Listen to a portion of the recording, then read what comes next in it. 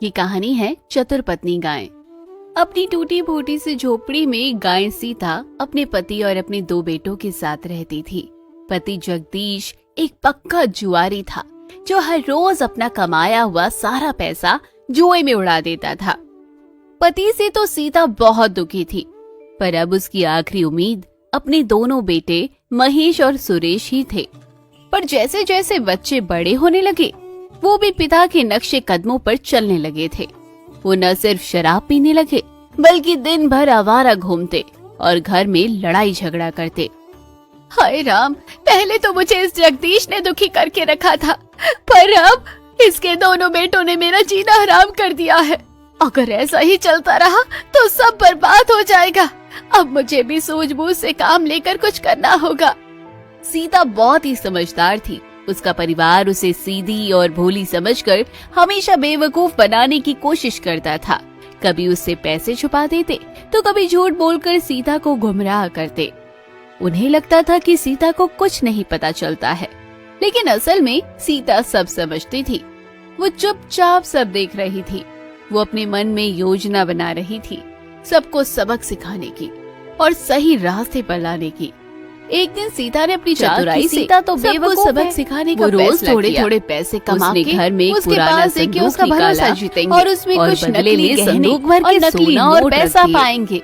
फिर उसके घर में सबके सामने घोषणा की, कितनी चतुर है। इस संदूक में मेरी सारी जमा पूंजी है जो मेरे माता पिता ने मरने से पहले मुझे दे दी थी। रोज उसके पास पैसे लाकर देते और खूब सारे पैसे ने रोज थोड़ा मैं उसी को दूंगी जो मेरा भरोसा जीतेगा। घर में जरूरी सामान लाने लगी। सबसे भरोसेमंद इंसान को पति को लगता रहा कि सीता को बेवकूफ बना के वो उसका भरोसा आपस में लड़ने लगे। लेकिन एक दिन की बात का भरोसा सीता बाजार गई हुई, सब देखती रही और मुस्कुराती रही। खुला पड़ा था।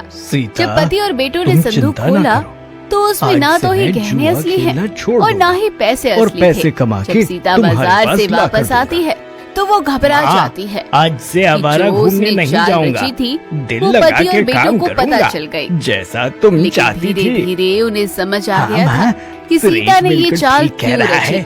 अब हम मन तुम लोग मुझे गलत मत समझना, ये सब मैंने तुम लोगों को सुधारने के लिए किया। ठीक है, देख समाज का क्या है, कितना सच तुम्हें बिगाड़ने में लगा था। मुझे लगा कि मुझे तुम्हें सुधारने के लिए कुछ करना पड़ेगा, हकदार बनेगा, इसलिए मैंने ये चाल रची। जगदीश और दोनों बेटों ने हमारी समझ में आ गया है सीता कि तुमने ये चाल क्यों रची।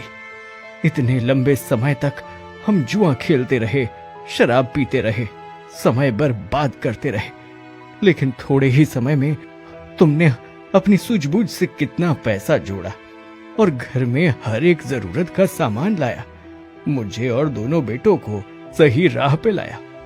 हाँ, हमें समझ आ गया कि जुए और शराब की लत कितनी गंदी होती है। माँ, आज से हम अपनी घर गृहस्थी को अच्छे से संभालेंगे। धीरे धीरे पति और बच्चों को एहसास हो गया था कि जिसे वो भोली समझते थे वो असल में सबसे चतुर थी। उन्होंने अपनी गलतियों से सीख ली और सीता से माफी मांगी और उसकी समझदारी की सराहना की। आज मैं बहुत खुश हूँ कि तुम सब सुधर गए और सही राह पे चलने लगे। इस तरह से सीता ने अपनी चतुराई और समझदारी से अपने परिवार को सही राह पर लाया और फिर उनके घर में खुशहाली लौट आई और पिता और बेटे मिलकर मेहनत से काम करने लग जाते हैं। दोस्तों, कहानी भी यही खत्म होती है। कैसी लगी कमेंट बॉक्स में जरूर बताइएगा। चैनल को अभी तक सब्सक्राइब नहीं किया है तो जरूर कर लीजिएगा।